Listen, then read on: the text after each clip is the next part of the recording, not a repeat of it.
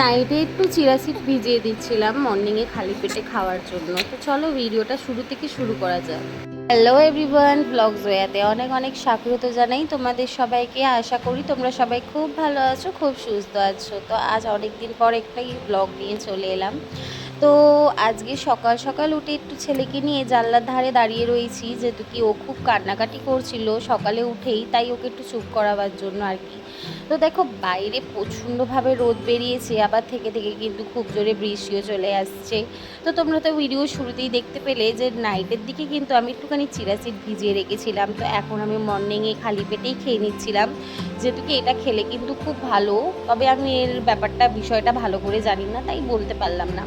তো মর্নিংয়ে খালি পেটে খাওয়ার পরেই কিন্তু কিছুক্ষণ পরেই চলে গেলাম ব্রেকফাস্ট করতে। তবে ব্রেকফাস্টে আজকে ছিল ঘুগনি, ছিল পুরি, আর ছিল বানানা। তারপরে আমরা কিন্তু ব্রেকফাস্ট করার পরে যেহেতু কি বর এনেছিল বাইরের থেকেই চা, আজকের কিন্তু বাড়িতে চা বানানো হয়নি।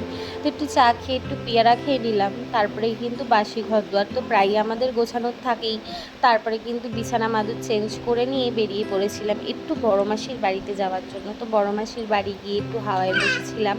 তো এখানে দেখো আমার সেজো মেশো দাদা, তারপরে কিন্তু আমার দিদিরা সবাই মিলে গল্প করছে, আর আমিও এখানটায় বসে ভিডিও করছি। আর আমার বর জানি না টিভি কানেক্ট করছিল আই থিঙ্ক। তারপরে দেখো আমি একটুখানি দিদির নেক পলিশটা ঝেপে নিয়ে পরে নিলাম নোকে। আর বাইরের ওয়েদারটা জাস্ট দেখো, মনে হচ্ছিল যেন এক্ষুনি বৃষ্টিটা আসবে, কিন্তু বৃষ্টি বলতেই বৃষ্টি তো এলোই না, আকাশের এমনই অবস্থা হয়ে গেছে। তো যাই হোক গিয়ে তারপরে খাওয়া দাওয়া রেডি হয়েছিল। তো এখানে দেখো খেতে বসে গেলাম। উচ্ছে ভাতে ছিল ভাত, পুঁই শাক দিয়ে মাছের মাথা চচ্চড়ি ছিল, আর মাংস ছিল।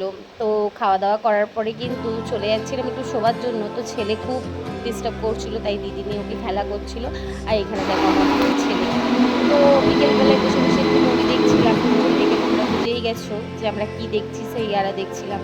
তারপরে বাড়ি আসার পরে চান টান সেরে নিয়ে আমি আমার বর মিলে একটুখানি কর্নেটো খেয়ে নিচ্ছিলাম, যে কি খুব গরম পড়েছিল তার জন্য। তারপরে বিকেলে বসে বসে দেখো আমার ছেলের সাথে আমাকে কি করতে হচ্ছে, কারণ ও এত ডিস্টার্ব করে, আমাকে কোনো রকমের কাজ করতে দেয় না। তারপরে নাইটের দিকে একটু পিৎজা খেয়ে নিচ্ছিলাম। ভিডিওটা ভালো লাগলে লাইক কমেন্ট শেয়ার করে দিও। আজকের মতন টাটা।